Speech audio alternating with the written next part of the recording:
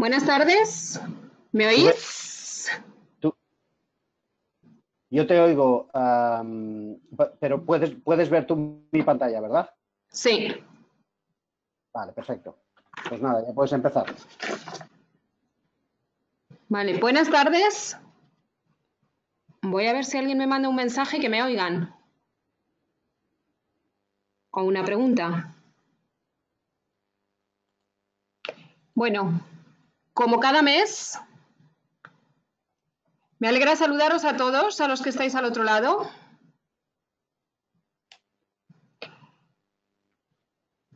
A nuestra fiel audiencia del capítulo de Madrid, del PMI y de nuestros capítulos aliados en Latinoamérica, de Buenos Aires, Nuevo Cuyo, Montevideo, Cajamarca, Santa Cruz y Asunción. También saludamos al resto de capítulos de Latinoamérica invitados a esta ponencia y a todos los que nos estáis escuchando desde España o desde cualquier otro rincón del mundo. Os agradecemos vuestra asistencia y vuestro interés. Soy Ninfa Muñoz, voluntaria del área de webinars, y junto con nuestro responsable de área, Jesús Vázquez, y nuestros compañeros, Rafa Pagán y José Barato, tenemos el placer de presentaros la interesante ponencia de Manuel Carmona, Análisis de riesgos en proyectos, utilizando simulación Monte Carlo y árboles de decisión. Esta es la segunda parte. Ante todo, muchas gracias a Manuel por tu colaboración y por compartir tu experiencia y conocimiento con el tema que nos presentas.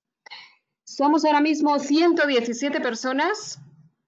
Hay fútbol en Madrid, igual esto influye. Y había inscritos unos 275. Muchas gracias a todos.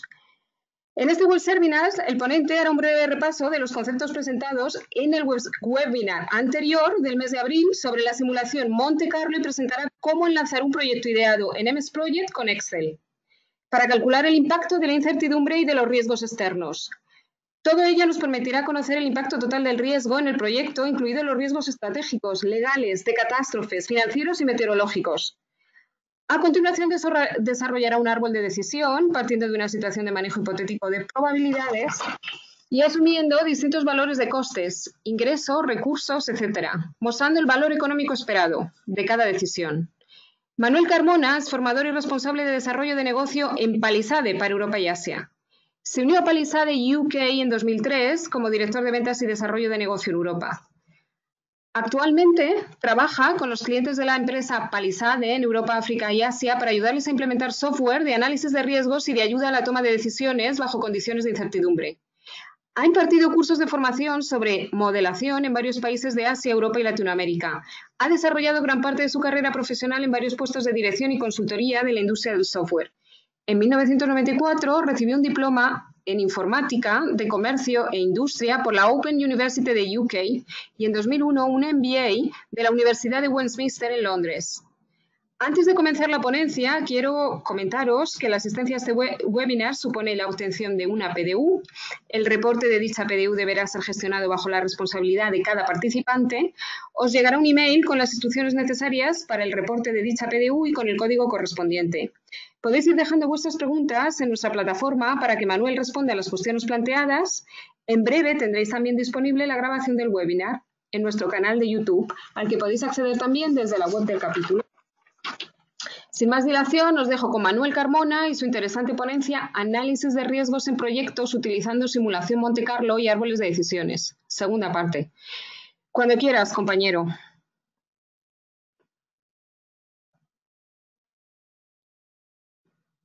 Muy bien, muchas gracias, Ninfa, por tu presentación.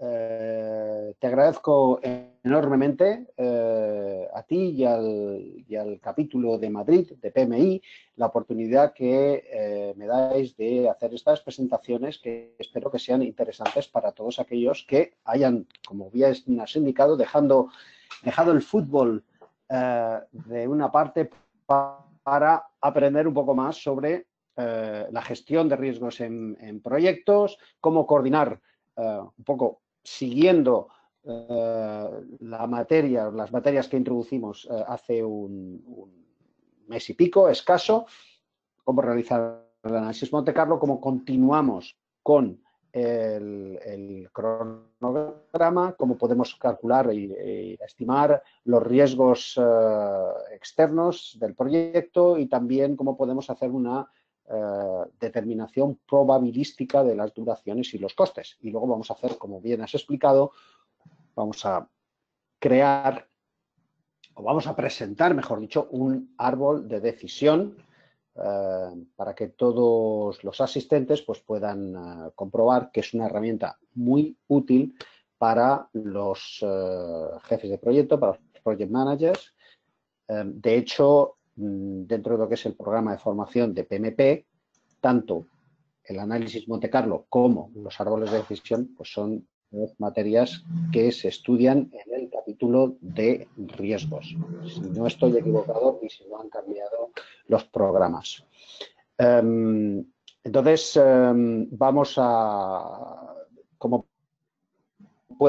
podéis ver ahí todos, pues hay unas direcciones y los nombres de los responsables del chapter de Madrid. Yo voy a empezar, aquí es donde empieza mi presentación.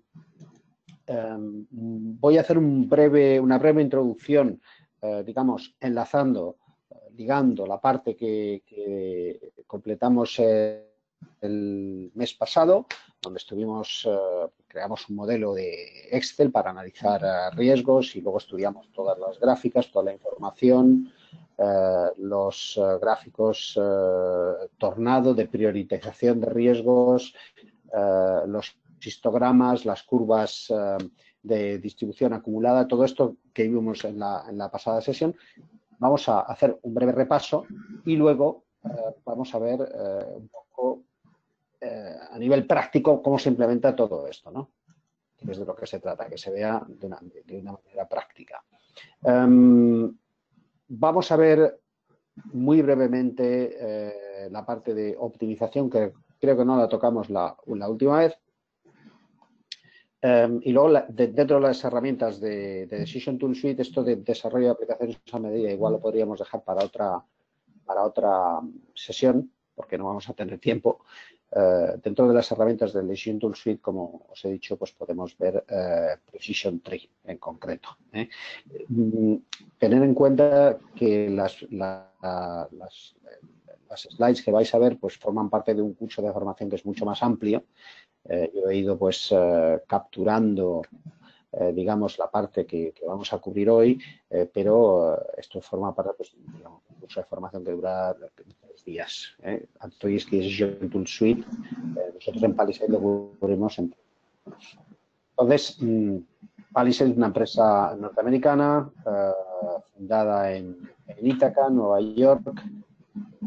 Tenemos todas estas oficinas en el mundo. Esto voy a pasar muy rápido porque supongo que los que tuvisteis la ocasión de participar en la pasada presentación ya lo visteis, ¿no? Pero simplemente aquellos que se conecten de nuevo pues tienen aquí un poco una información de que es Palisade. Es un de software, nos dedicamos principalmente para análisis de riesgos, análisis de cifra, análisis estadístico. Dentro de esos programas de software, pues está Risk y está Precision Tree, que son los programas que vamos a ver hoy. Está Risk Optimizer y luego está Tools y Neural Tools, son herramientas de análisis estadístico. Neural Tools utiliza redes neuronales, ¿no? Son muchos programas.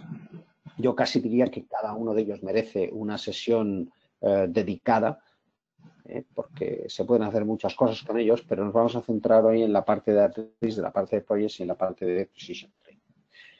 Esta es mi presentación que Ninfa ya ha realizado, por lo tanto voy a pasar rápidamente.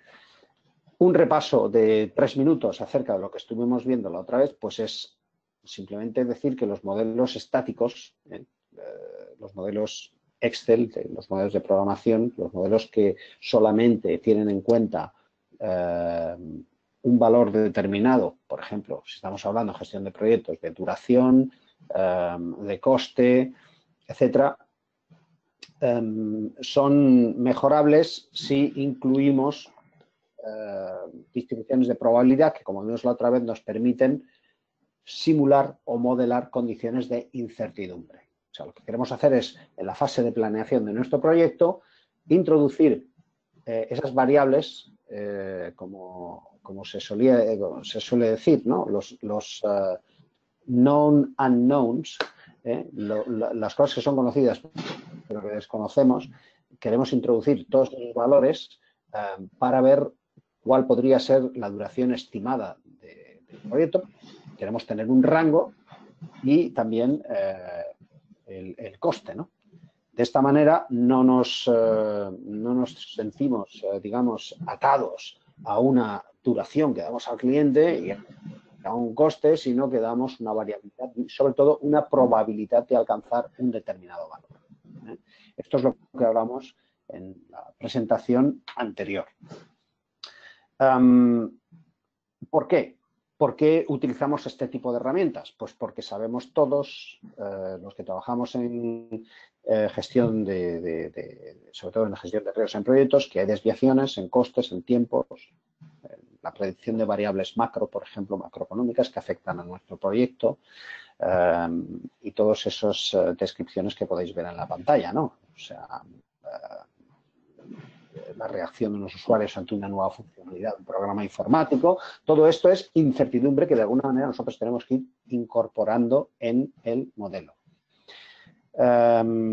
Y esa variabilidad, esa incertidumbre se propaga a través del proyecto, o sea, tiene un efecto de propagación y normalmente son unas variables que no fueron tenidas en cuenta o representadas en escenarios estáticos. Nosotros vamos a pasar en este tipo de análisis de un escenario estático a un escenario dinámico, donde podamos dar un poco de vida a todas esas variables inciertas en nuestra planificación. Muy importante decir que todo lo que vais a ver ahora, todo lo que vais a ver en esta sesión, es absolutamente imprescindible realizar todos estos cálculos, modelos, árboles de decisión en la fase de planeación. Es cuando identificamos los riesgos y cuantificamos esa incertidumbre para tener una idea de, en primer lugar, si estamos hablando de un proyecto viable o de un proyecto que no es viable. Y luego, si el proyecto es viable, ¿en qué parámetros nos vamos a mover? Los modelos estáticos, el problema que tienen, como hemos visto, pues que asumen unas condiciones únicas, sobresimplifican situaciones que pueden ser analizadas más en detalle y eso pues genera problemas de sobrecostes, etc. Hay muchas variables, podríamos hablar aquí muchísimo tiempo de variables que hay que capturar, hay que identificar y hay que cuantificar en un proyecto. Aquí pues hay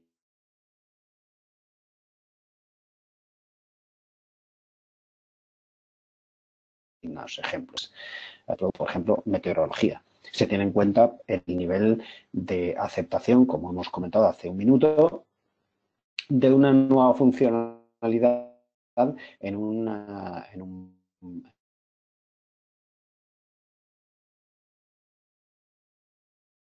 paquete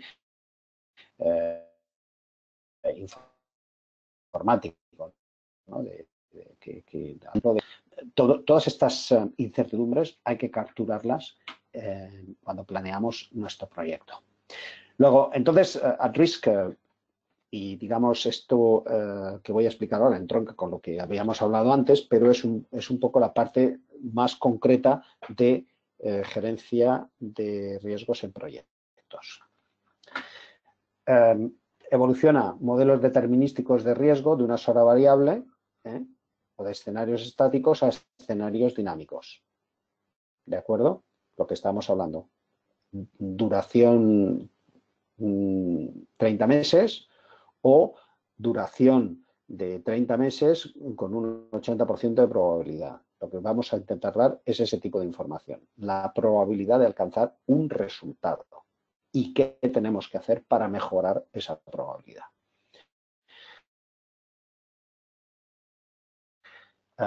La técnica que usamos es la simulación Monte Carlo para generar esos resultados. Sobre todo, en vez de una, vamos a dar la información de forma distribucional. Es decir, vamos a dar una distribución de probabilidad donde haya un rango y una probabilidad de alcanzar todos los valores del rango. Luego nos podemos fiar del P50, que sería el valor más probable de la duración. Eso normalmente no se suele hacer así y como, digamos, profesionales cautos que son, los project managers pues siempre optan por un P80, P90, es la probabilidad con el 80% de confianza o el 90% de margen de confianza para trasladar esa información probabilística a los participantes del proyecto. Simulación Monte Carlo, para resumir, simplemente tenemos aquí una distribución, como puede ser una distribución, por escoger una de las más sencillas, una distribución uniforme, es una distribución que tiene un rango pero no tiene probabilidad.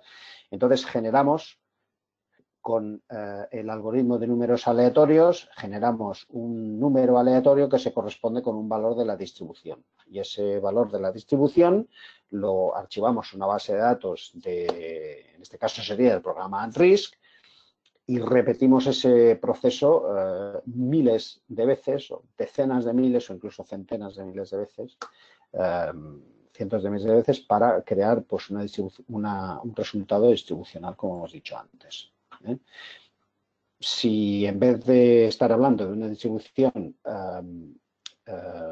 uniforme pasamos a una distribución normal, el proceso es exactamente el mismo. Generamos un número aleatorio y esto nos da como resultado un resultado de la computación de todas las distribuciones de entrada, de todas las duraciones, costes y demás en el proyecto, y genera una salida también en formato distribucional. Hablábamos de las estadísticas básicas, que era la media, que es el valor esperado, el valor esperado medio, y luego el rango mínimo máximo de la distribución. Luego ahí podemos entrar en, dependiendo de qué tipo de distribución con la que estemos trabajando, pues tendremos distribuciones que tengan un sesgo, o distribución en que no tengan una limitación, o distribuciones que estén limitadas en las colas. Eso ya depende un poco de la variable que queramos estudiar. Esto ya lo vimos en la sesión anterior. Si recordáis, las medidas de tendencia central, de la media, la mediana, la moda, toda esta información de estadística básica que es la información que vamos a utilizar para entender el resultado, comprender qué ha pasado en ese proceso de simulación Monte Carlo y poder transmitir la información y, sobre todo, poder, a partir de ahí, desarrollar políticas de priorización, de mitigación de riesgo, para mejorar, en la medida de lo posible, el resultado de nuestro proyecto. Aquí tenemos varias variables, como los coeficientes de sesgo, asimetría. Esto ya es un poco una parte más técnica, pero al Project Manager, sobre todo, lo que le vas a interesar es eso, ¿no? Los percentiles.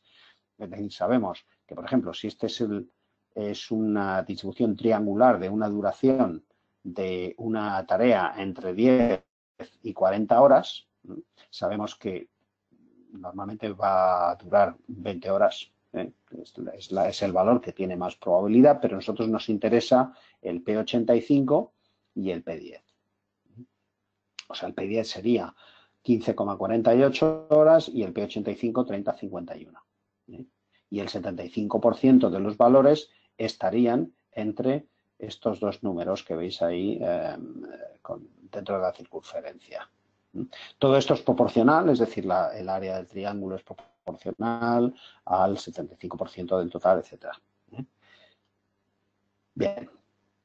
Entonces, vamos a pasar ahora, esta es la parte de distribuciones comunes, que podemos verlo un poco después de haber visto la parte de Project. Vamos a cargar Excel para empezar, porque Excel para nosotros en Palisade, Excel es, digamos, donde realizamos todos los cálculos, incluso cuando trabajamos con Project. Project para nosotros es una herramienta de programación y Excel es una magnífica calculadora donde tenemos aquí un montón de funciones que podemos utilizar. Entonces, lo que hacemos es cargar primero Excel. Este es el Excel que conocéis ya todos. Cargamos Atrisk, que es la herramienta de análisis Monte Carlo que estuvimos viendo en la sesión anterior. Está ahí cargando. Veis que cuando se carga, pues nos añade una cinta, un menú adicional donde tenemos pues una serie de opciones de menú, muchas de las cuales vimos la otra vez, pero no vimos la parte de Project y no vimos la optimización, que es lo que vamos a ver ahora. La optimización la voy a hacer bastante rápida porque yo creo que como Project. ¿Y qué hace esta opción de menú de Project? Pues simplemente lo que hace es cargarme un fichero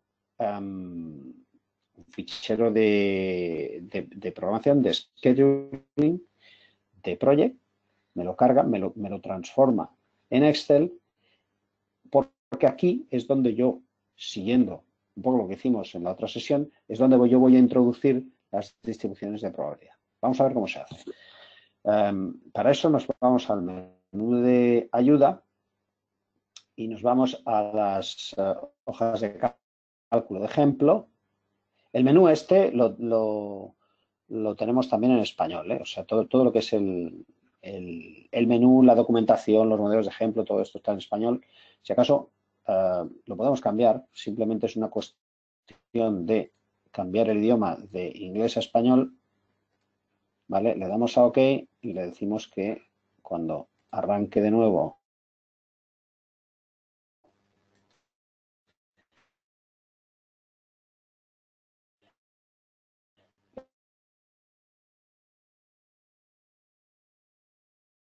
el Atrisk, nos carga el Atrisk en español y aquí ya tenemos todas las opciones de menú y todo en español.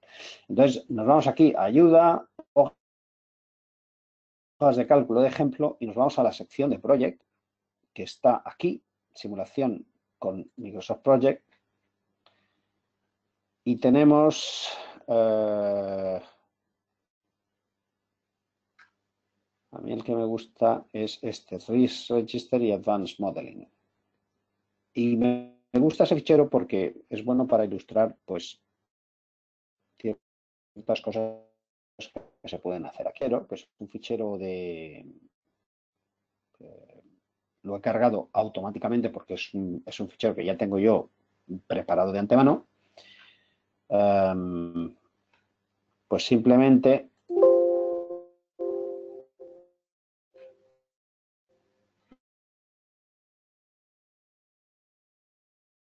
me está cargando aquí esto, aquí lo tengo. Y mi fichero Project, de MS Project, pues este es un fichero que, como digo, tenía yo preparado, pero lo podía haber cargado directamente con esto, importar archivo MPP. Yo ya lo tengo preparado porque yo ya tengo las funciones introducidas en ese fichero. Pero vamos, no es muy difícil hacerlo. Lo que pasa es que nos llevaría mucho tiempo y prácticamente nos comeríamos toda la hora de la presentación si tuviera que ir introduciendo yo las distribuciones de probabilidad una a una.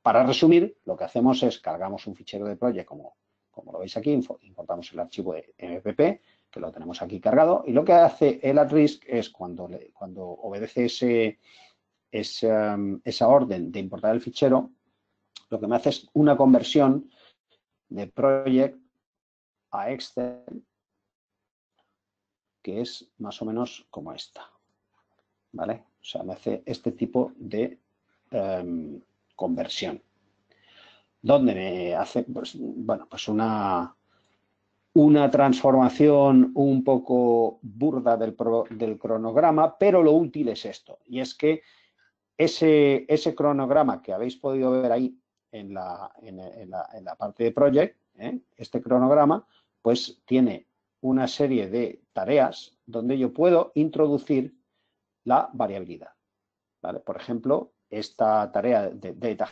handling pues tiene 220 días de duración media, pero ahí le he introducido una distribución de probabilidad con una distribución normal con 220 días de media, pero una desviación estándar de 44. Acordaros que esto es solo un ejemplo, es decir, yo he puesto una distribución normal, en este caso, pero podía haber puesto cualquiera de las distribuciones que vienen incluidas en @risk. O sea, es decir, me voy aquí a todas y aquí tengo todas las distribuciones. Esto es lo que nosotros llamamos la paleta de distribuciones. Puedo escoger la que yo quiera. Normalmente lo que suelen hacer los project managers es utilizar distribuciones tipo PERT, distribuciones PERT alternativa, por ejemplo, si trabajamos con parámetros alternativos como percentiles, o sea, en vez de decirle mínimo, valor mínimo, valor medio, valor máximo, pues le damos el percentil 10, percentil 50, percentil 90, ¿no? Distribuciones uniformes, cuando no tenemos ni idea de la probabilidad, podemos poner distribuciones logísticas. Esto va un poco en función de la variable, de esa tarea cuya incertidumbre estemos intentando vislumbrar. Tendremos que escoger la distribución que sea la más adecuada, ¿no? Para los que no participasteis en la otra presentación, la elección de distribución es un mundo aparte, o sea, esto forma, creo que en los cursos de formación que damos nosotros, esto lo cubrimos en toda una mañana, o sea que sería para mí muy difícil empezar a hablar de este tema y, digamos, describir los procesos donde una distribución normal se hace más adecuada que una PERT o que una log normal o que una doble triangular. Fijaros que hay 30 y pico distribuciones disponibles, o 40 y pico, no me acuerdo bien, y en realidad lo que nosotros hacemos es describir distribuciones de familias de distribuciones en general, ¿no? Es decir, agrupamos distribuciones de una misma familia para que los usuarios más o menos puedan tengan las herramientas adecuadas para definir la distribución que ellos crean más adecuada. En fin, cuando nosotros vamos a ver aquí, vamos a cancelar porque le he dado al botón que no está adecuado. Vamos a ver otra vez a la distribución normal que hemos visto antes. Y aquí hemos definido todas estas celdas de color azul. Esto ya lo vimos la otra vez. Son las distribuciones de entrada. Es decir, estos son los parámetros que me interesa definir como distribución de entrada. Y simplemente tengo que definir, pues, o bien una familia de tareas. Esto se puede, pues, a lo mejor si tengo 300 o 400 tareas en un proyecto, pues no me interesa definir una distribución para cada una, sino que puedo seleccionar un grupo de tareas y decir, bueno, de este grupo de tareas, pues el valor que hay en la celda sería valor medio y luego añades un 10% de un 20%, ¿no? Esto sería cuando pues, sabemos que existe una variabilidad, pero esa variabilidad pues no la estimamos crítica, ¿no? Podemos definir distribuciones de probabilidad para costes y para duraciones. En este caso tenemos la columna C son duraciones, la columna, por ejemplo, estos son Estos son costes, donde pone costes fijos. Aquí podemos definir costes y duraciones. Y aquí tenemos el coste total y la duración total. La tenemos aquí. O sea, esta sería la fecha en la que terminaría el proyecto. Pero esa fecha va a cambiar en función de la variabilidad o de la duración de esas tareas de las que el proyecto está compuesto. ¿De acuerdo? Simplemente retener el hecho que aquí, pues lo que hago es una conversión, vuelvo a repetir, de Microsoft Project a Excel, hago una conversión y aquí es donde introduzco las distribuciones de probabilidad. Esto tiene muchas opciones, muchas cosas adicionales, pero nos quedamos con lo esencial. A partir de ahí, pues es una cuestión de decir cuántos escenarios quiero crear. O sea, sabemos que vamos a hacer muestreos estadísticos de todas estas distribuciones para ir calculando la distribución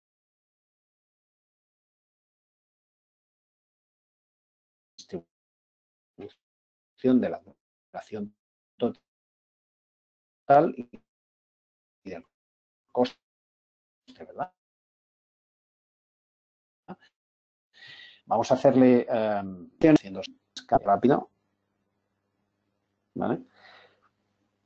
Este modelo va un poco más lento. Os voy a explicar por qué. En realidad porque hace mucho más de lo que habéis visto. Lo que está haciendo es calcular la variabilidad de esas tareas. Vamos a ver si podemos acelerar un poco esto.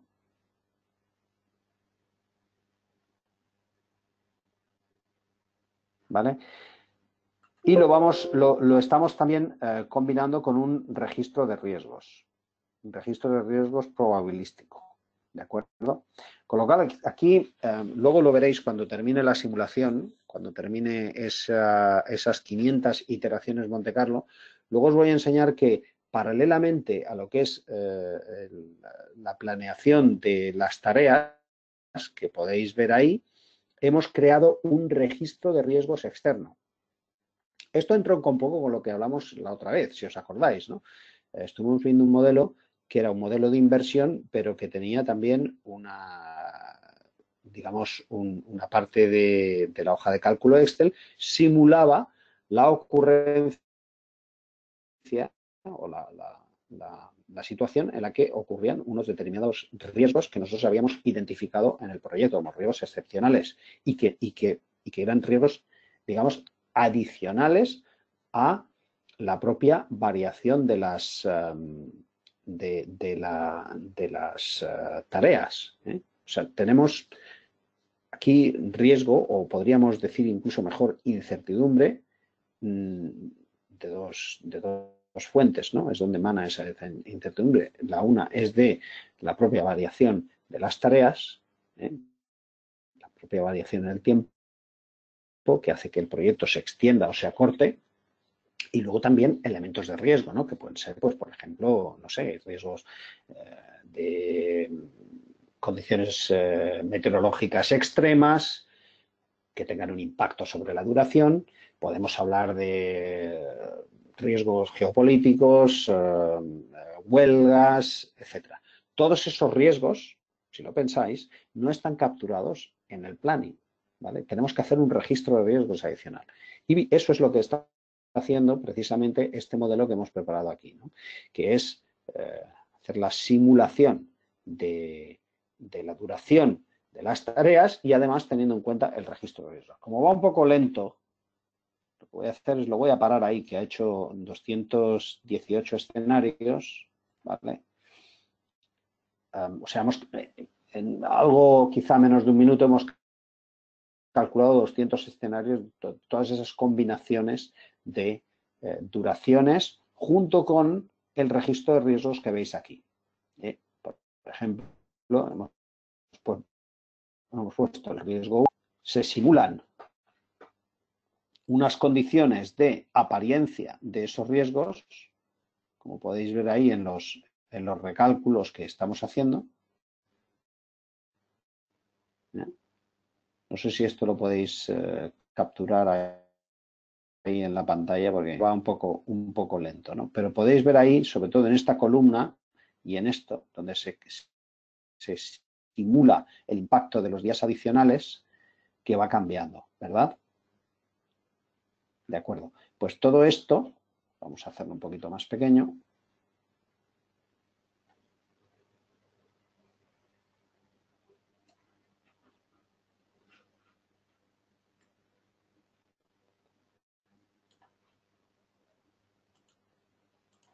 Todo esto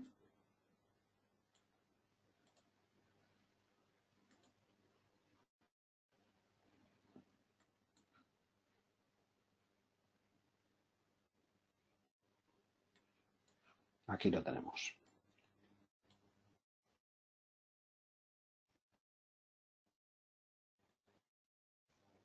Al final son sobrecostes que se van añadiendo, el riesgo nos va calculando todos estos sobrecostes añadidos al plan y días que se añaden también al plan, que son la consecuencia de la aparición de estos riesgos, ¿de acuerdo? Al final esto lo que nos permite es tener una visión completa tanto de la incertidumbre en el proyecto como de los riesgos externos. Y esto, fijaros que no hace falta ninguna herramienta extremadamente complicada, siempre y cuando sea un proyecto razonable, es decir, aquí si vamos a trabajar con un proyecto de miles de tareas, pues probablemente el proyecto no sea la herramienta indicada para eso. Hay otras herramientas que son mucho más potentes. Pero para un proyecto pequeño nos puede servir perfectamente. Podemos crear nuestro fichero en Microsoft Project, importarlo a Excel, introducir ahí las duraciones y los costes de forma probabilística, lo enlazamos a un registro de riesgos y ahí tenemos una visión completa de todo el riesgo y la duración. Y aquí, pues simplemente es una cuestión de decir, bueno, pues visualizamos resultados. Después del análisis Monte Carlo, podéis ver que la duración, tengo aquí, como decía antes, ¿no? Aquí lo que vamos a tratar es de comunicar una probabilidad. ¿Qué probabilidad hay de terminar el proyecto en esta fecha? Pues hay, por ejemplo, el 5 de junio de 2013, pues tenemos un 20% de exceder esa fecha de entrega en el proyecto. Exactamente lo mismo con los costes. Si me voy aquí a los costes, podemos ver el histograma de caso o la curva S, la curva de probabilidad acumulada. La veréis aquí un poco rugosa. Esto es simplemente una cuestión de tirar más iteraciones, pero aquí como tenemos solo una hora, pues hay que moverse rápido, ¿no? Pero si hiciéramos 3.000 o 4.000 o 5.000 iteraciones, veríais que esta curva de distribución acumulada nos da esencialmente la misma información que obtenemos ahora, pero sería más exacta, es decir, sería una curva mucho más fina, ¿no? Aquí nos da la información pues exactamente la misma, pero con una curva de distribución acumulada. Y aquí tenemos un gráfico tornado en el que esto es lo que nosotros llamamos un gráfico de priorización, ¿no? O priorización. Lo que nos dice es cuáles son las tareas de mi proyecto que me están impactando más en la duración total o el coste total. ¿De acuerdo? Luego, entonces, si tengo que crear un plan de mitigación de riesgos, tengo que empezar, lógicamente, por estas tareas que son las que tienen un nivel de correlación más alto con el resultado, en este caso, duración total o tiempo total. Bueno, pues esto es un poco lo que yo os quería enseñar sobre At-Risk for Project. También os he prometido que veríamos el Risk Optimizer. El Risk Optimizer es simplemente, voy a cerrar todo esto ahora ya. Vamos a ver, cerramos aquí todo lo que nos estemos utilizando porque lo que no podemos hacer es empezar a cargar ahí programas. Vamos a ir cerrando todo esto. De acuerdo. Voy a cerrar esto también.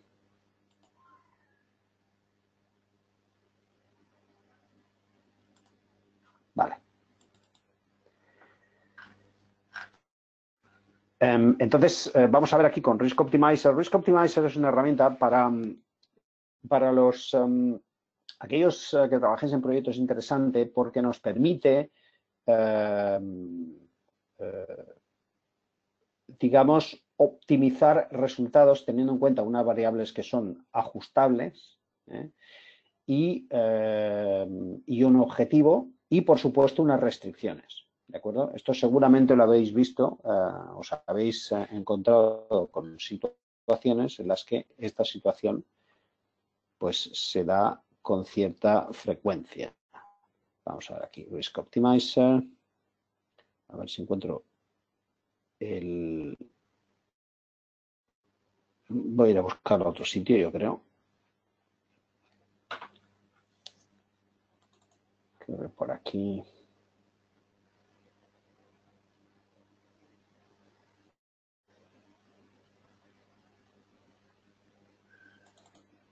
Este es un modelo, lo voy a enseñar rápidamente para que veáis cómo va, ¿no? O sea, fijaros que aquí en el at-risk ya tiene un modelo, o sea, tiene el módulo, digamos, de optimización. ¿Vale? Entonces, fijaros aquí, normalmente los modelos de optimización ya aviso, sobre todo los modelos de optimización, porque nuestro software tiene una ventaja sobre otros sistemas de optimización y es que puede hacer optimización y simulación al mismo tiempo. Es decir, cuando tú optimizas, lo que haces es, pues lo que hemos dicho antes, estamos intentando ajustar unas variables, aquí las que son de color amarillo, obtener los valores idóneos, teniendo en cuenta que hay unas restricciones, ¿de acuerdo? Y queremos maximizar un resultado, aquí en la casilla roja, ¿no? El problema es que a veces estas variables, por ejemplo, la demanda, ahora os explicaré un poco cómo funciona este modelo, la demanda es estocástica. No podemos predecirla con un valor determinista. Por lo tanto, cuando tenemos que hacer simulación y optimización, necesitamos un algoritmo mucho más potente y, desde luego, un algoritmo sea capaz de hacer millones de iteraciones, incluso a veces se hacen varios millones de iteraciones para alcanzar el resultado óptimo si el problema es, por ejemplo, un problema no lineal y complejo, ¿no? Aquí os cuento, es simplemente una fábrica, pues una empresa que fabrica ordenadores, tienen 5 modelos de ordenador, cada modelo de ordenador lleva pues un número determinado de horas para su asemblaje, para el testeo en una primera línea de testeo y para el testeo o las pruebas en una segunda línea de testeo, ¿de acuerdo? Los costes de los componentes del ordenador pues varían según el modelo. El modelo 1 pues tiene un coste de componentes bastante más barato que el modelo 5, por ejemplo. El precio de venta, evidentemente, es mucho más caro el modelo 5 que el modelo 1. Y luego, digamos, partes de esos ordenadores que utilizamos en el proceso de fabricación que podamos aprovechar. Tienen pues un cierto valor residual que podemos aprovechar. ¿De acuerdo? Lógicamente, si somos una empresa que se dedica a construir ordenadores, sabemos que no podemos contar con una demanda definitiva. Tenemos unas cifras de demanda, por ejemplo aquí, que hemos modelado con una distribución triangular, pues unas cifras de demanda que van desde un mínimo de 1.275 unidades a un máximo de 1.800, y esto es distinto para cada modelo. ¿De acuerdo? Bien, esto es lo que vamos a intentar producir. Es decir, aquí lo que vamos a hacer es ajustar los números que tenemos que testear en cada línea y el número total de ordenadores que tenemos que producir de cada modelo, porque lo que queremos es alcanzar el máximo beneficio posible, teniendo en cuenta los valores residuales, los costes de asemblaje y todo lo demás, pero tenemos restricciones. No podemos producir tanto como queramos. Llega un momento en que nuestra fábrica solamente puede estar funcionando 24 horas al día, ¿no? O solamente tenemos 500 trabajadores, no queremos emplear más. A lo mejor no tenemos suficiente espacio para poner más líneas de ensamblaje. Luego, todos los problemas de optimización se basan en el principio de que lo que tengo que hacer es encontrar el valor óptimo, pero siempre teniendo en cuenta que hay restricciones. Las restricciones son las fronteras que delimitan el valor máximo que voy a poder alcanzar. Luego, aquí definimos con el Risk Optimizer, definimos el modelo, le vamos a decir que lo que queremos es, teniendo en cuenta este rango de celdas ajustables, que son las que hemos definido, y las restricciones.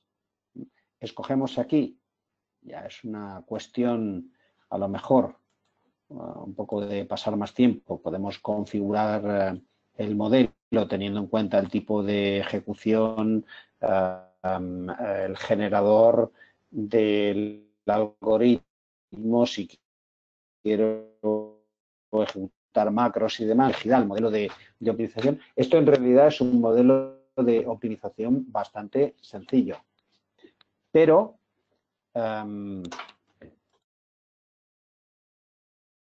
es un modelo de optimización bastante sencillo, pero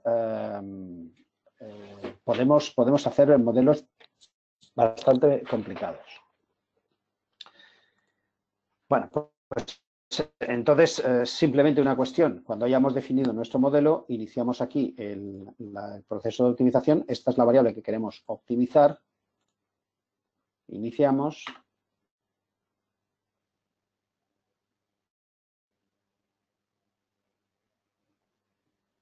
Y aquí lo que va a hacer es empezar a calcular. Aquí os voy a enseñar la gráfica un poco que sigue. Esta es, teniendo en cuenta la variación de la demanda, el valor, lógicamente, este beneficio va a ser una distribución de probabilidad y aquí va probando hipótesis, combinaciones de diferentes valores de diferentes modelos y me va creando una distribución de probabilidad y va alcanzando un valor mayor según va probando estas hipótesis, ¿no?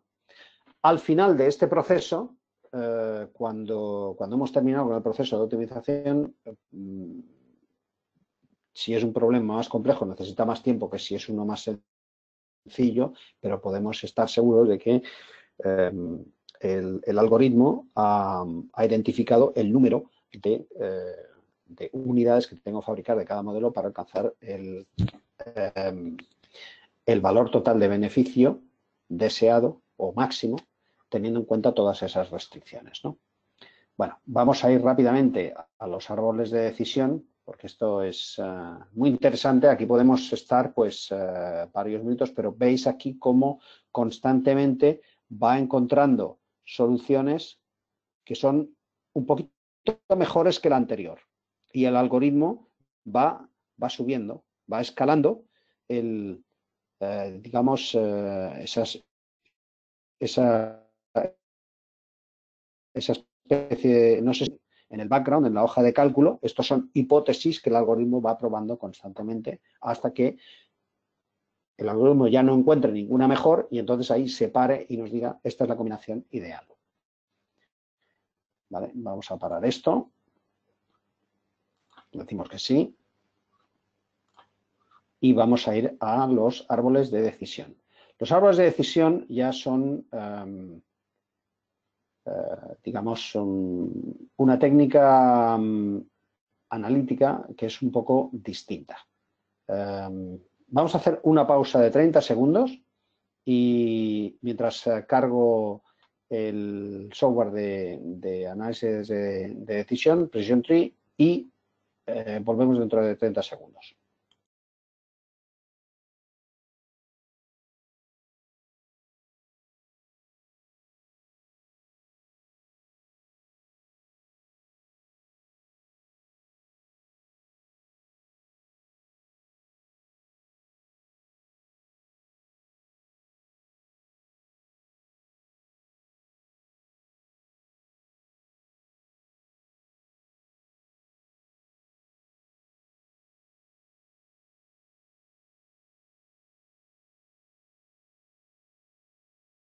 Muy bien, vamos a empezar ahora, vamos a cerrar todo esto, vamos a descargar el complemento @risk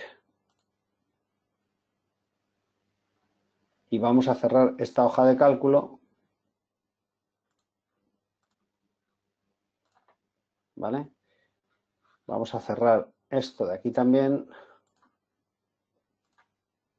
Y ahora vamos a cargar el componente Precision Tree, que es, aquí lo vais a ver en la pantalla. Cerramos esto también. Aquí seguramente lo veréis en mi escritorio, Precision Tree. Eso es exactamente igual que la TRIS. Se le da doble clic al icono y lo que hace es cargarme el componente de árboles de decisión. Veis que el menú es bastante parecido al de TRIS, pero bueno, bastante parecido en el sentido que es una cinta que se coloca en Excel, ¿no? Entonces, vamos a ver aquí qué tipo de funcionalidad nos ofrece un árbol de decisión. Los árboles de decisión son herramientas analíticas, yo creo, muy útiles para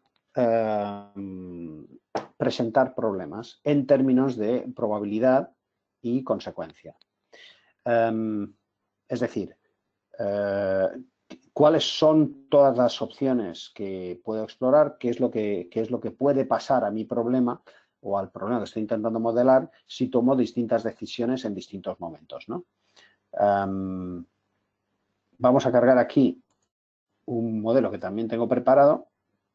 Vamos aquí a las hojas de cálculo de ejemplo. O sea, todos los programas que tenemos aquí en Palisade pues tienen un poco el mismo formato, ¿no? Lo veis aquí. Cinta que se añade a Excel y luego pues una serie de tutoriales, luego se pueden ver vídeos, hay mucha información, digamos, para los usuarios que empiezan con este tipo de herramientas pues, para ayudarles, ¿no? A mí, vamos a ver, porque aquí había uno de prospecciones petrolíferas que está bastante bien. Es un modelo que tiene una cierta complejidad, pero es fácil de explicar. Lo veis aquí, este es el árbol de decisión, digamos resumido o reducido. Aquí es donde podemos estudiar cada una de las opciones, ¿no?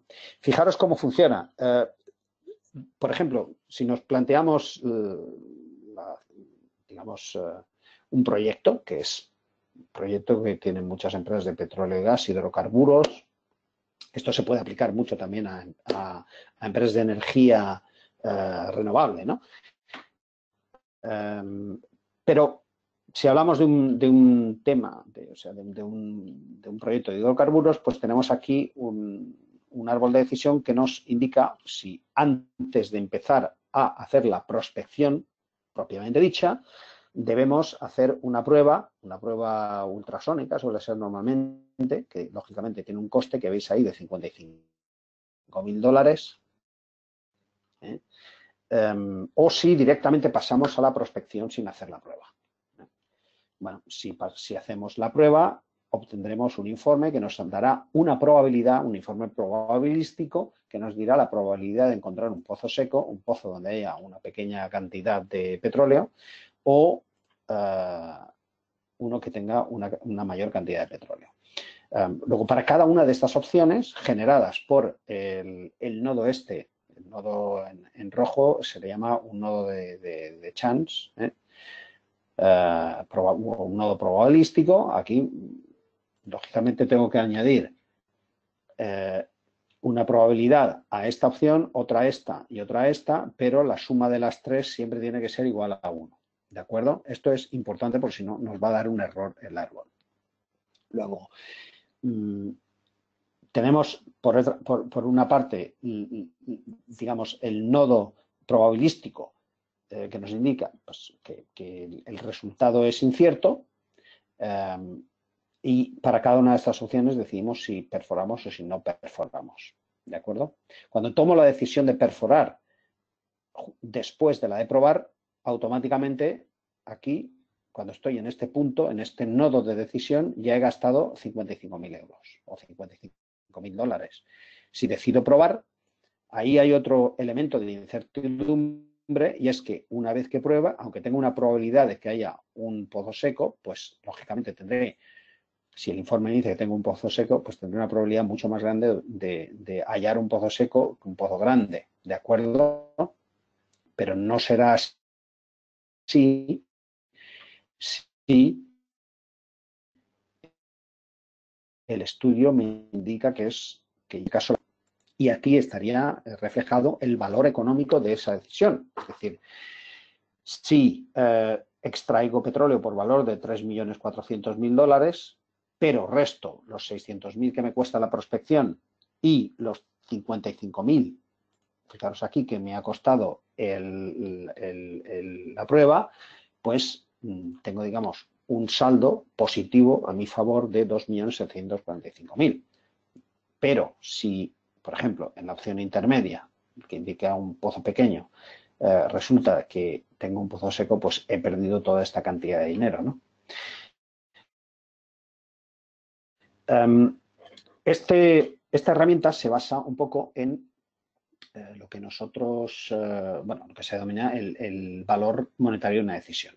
Entonces, siguiendo ese parámetro, esa pauta, el Precision Tree nos va indicando cuál es el camino que tiene una mejor relación riesgo con reward, con el pago al final, con esta cifra que vemos aquí después del nodo de terminación, que es el triángulo azul, ¿de acuerdo?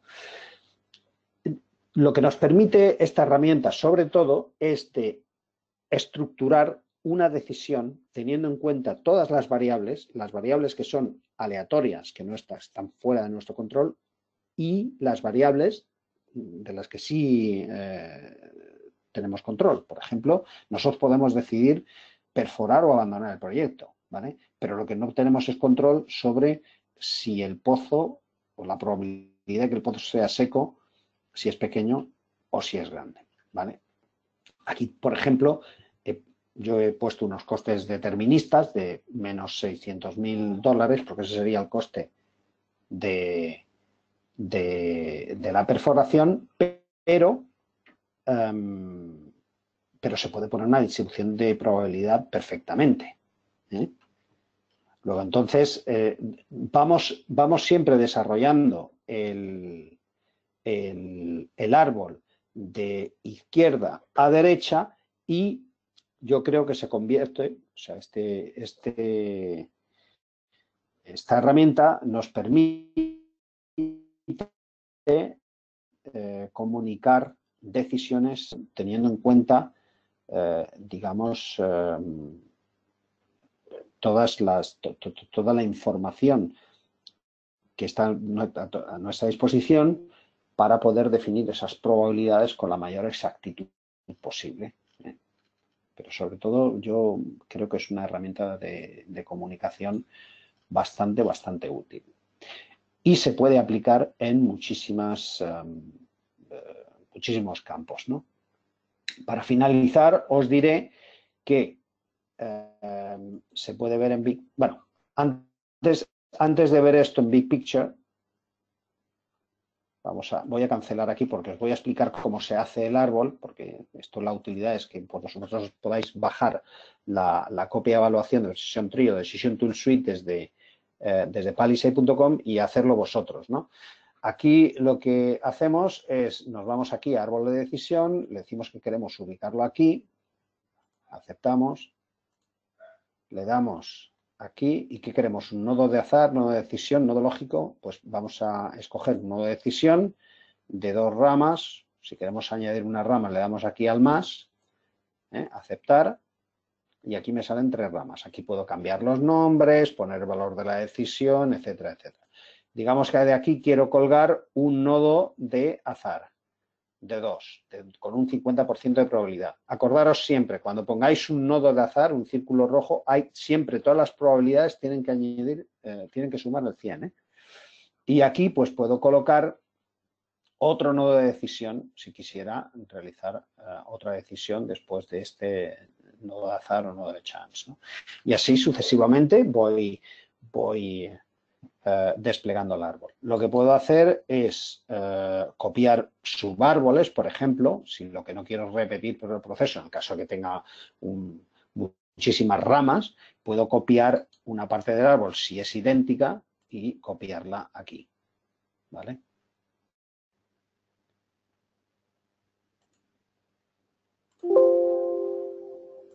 Vamos a ver. Pegar subárbol, perdón. Es decir, copiaría subárbol y pegaría subárbol. Y automáticamente aquí me coloca la rama, lo cual me pues ahorra bastante tiempo si lo que quiero es desarrollar un árbol cuyas ramas sean muy similares unas a otras, pero lo que cambie sean las probabilidades, ¿no? Por ejemplo, el árbol que hemos visto en el ejemplo.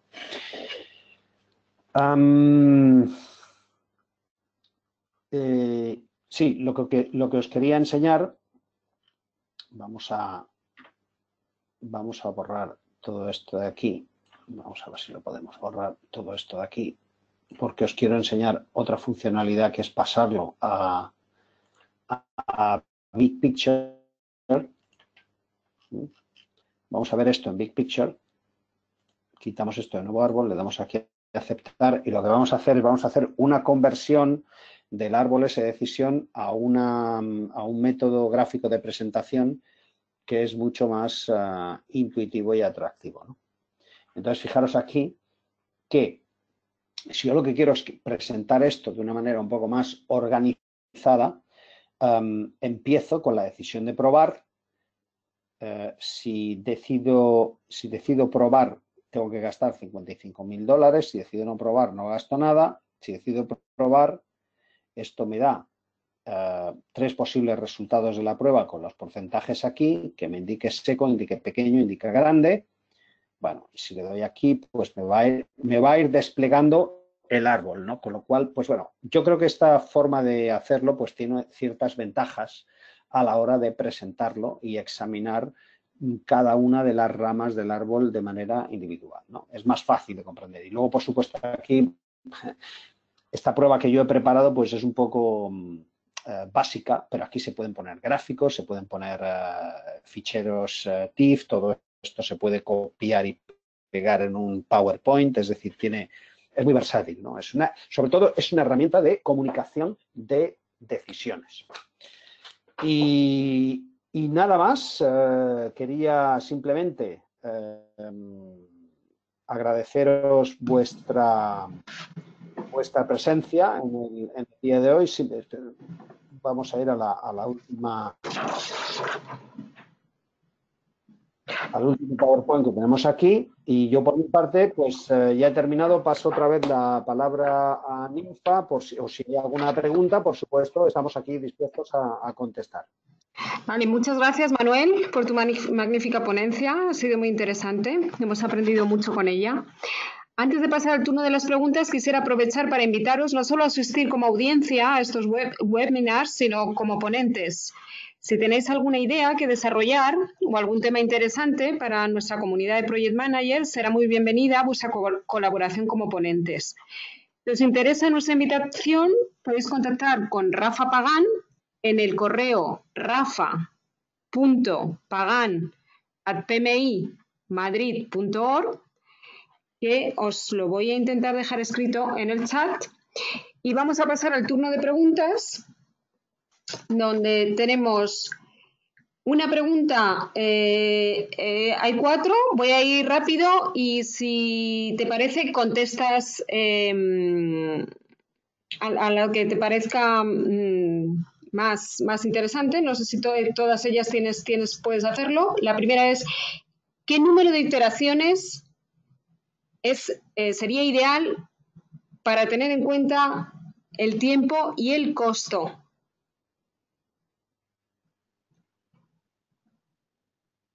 El número de iteraciones siempre depende del modelo. En general, podemos hacer un número muy elevado de iteraciones. Con 10.000 iteraciones, esto funciona para el 95% de los modelos. ¿vale? O sea, es un número adecuado de iteraciones y las podemos hacer en unos pocos segundos. El modelo que yo he mostrado hoy es una excepción, porque lo que he enlazado ha sido un modelo de planeación, de una programación, y lo he puesto con un registro de riesgos, con lo cual hemos puesto muchísimas distribuciones de probabilidad y muchísimos muestreos, con lo cual ha tardado bastante. Pero en general, si haces una simulación de 5.000 iteraciones o 10.000 iteraciones, es más que suficiente para tener un resultado que sea estadísticamente válido. Vale. ¿Cómo se enlazaría el project con el registro de riesgos? Eso es una pregunta muy interesante. Me alegra que me la hagan. Esto se hace con una función especial. Es muy bien preguntada esta pregunta porque es una cosa que se me ha escapado explicar. Hay una función especial dentro de lo que es el at risk, se llama risk project at cost and risk project at time, que lo que hace es que te captura en cada iteración la extensión o sea, el número de días adicionales y los va añadiendo a una tarea hamaca del proyecto, ¿vale? De manera que el proyecto se va contrayendo o se va extendiendo por efecto de esos retrasos inducidos por los elementos de riesgo. Pero son dos funciones especiales las que hacen ese trabajo. Vale, otra pregunta más. Cuando se hacen las simulaciones de project, ¿tiene en cuenta que el camino crítico puede cambiar?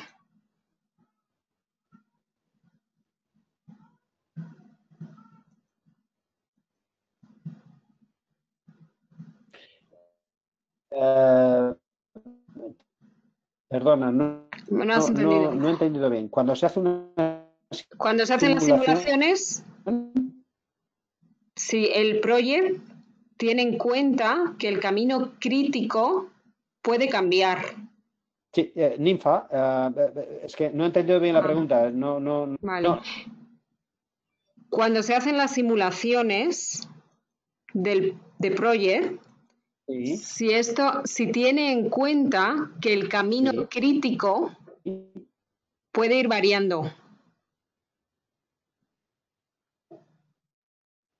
Sí lo tiene en cuenta. Sí que lo tiene en cuenta. Y ya la última pregunta, si se puede, pregunta un asistente, si se puede hacer algún curso online con vosotros, con tu empresa o contigo, con valor curricular.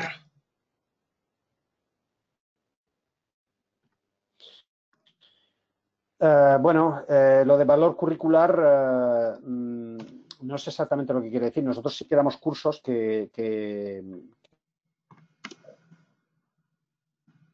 permiten, o sea, entiendo que a lo mejor valor curricular lo que quiere decir es que se puedan tener PDUs, ¿no? ¿Es eso lo que sí? Puede ser, sí, porque es lo que nos interesa a nosotros, ¿no? Pero este ya da PDUs de entrada. Bueno, como se ve tu contacto, la persona que ha hecho la pregunta quizá pueda contactarte directamente.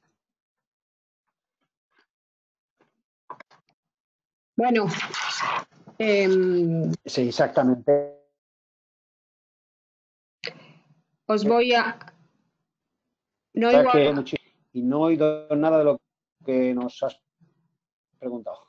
Perdón. No he preguntado ya nada más. Es que llega muy distorsionado el audio. Ya no he hecho ninguna pregunta más, simplemente que te contacten directamente si necesitan algún tipo de formación. Sí, por favor. Sí, yo voy a ver, no sé cómo enviar esto a toda la audiencia. pero efectivamente hay una pregunta ahí de Rafa Pagán, que es cuando se hacen las simulaciones de projects, tienen en cuenta que el camino cripto puede cambiar, y eso hemos contestado que sí que lo tiene en cuenta. Mi correo electrónico es mcarmona@palisade.com.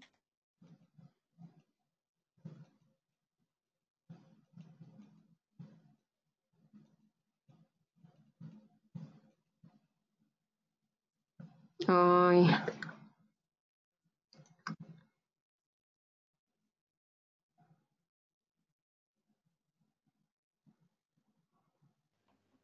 Hola.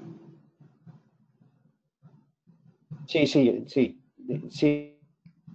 Es que no te oigo, Ninfa. Vale, estamos perdiendo el audio. De todas formas, creo que es hora de terminar. ¿Ahora? Sí. Vale. Creo que es hora de terminar. Hay más preguntas, pero sí, creo que te las pueden hacer directamente. Deja claro tu correo.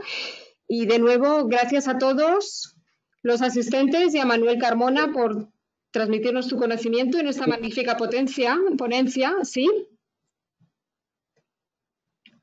El día 11 hay una nueva ponencia de María Méndez e Iván Fernández Ribelles que nos presentarán su ponencia titulada El reto de la gestión del cambio, las personas como factor crítico en cualquier proceso de transformación empresarial y organizacional, que publicaremos en breve en nuestras redes y en la web del capítulo, y cuyos enlaces podréis inscribiros. Os esperamos, por tanto, el 11 de julio. Y Manuel, muchas gracias y un cordial saludo. Muy bien.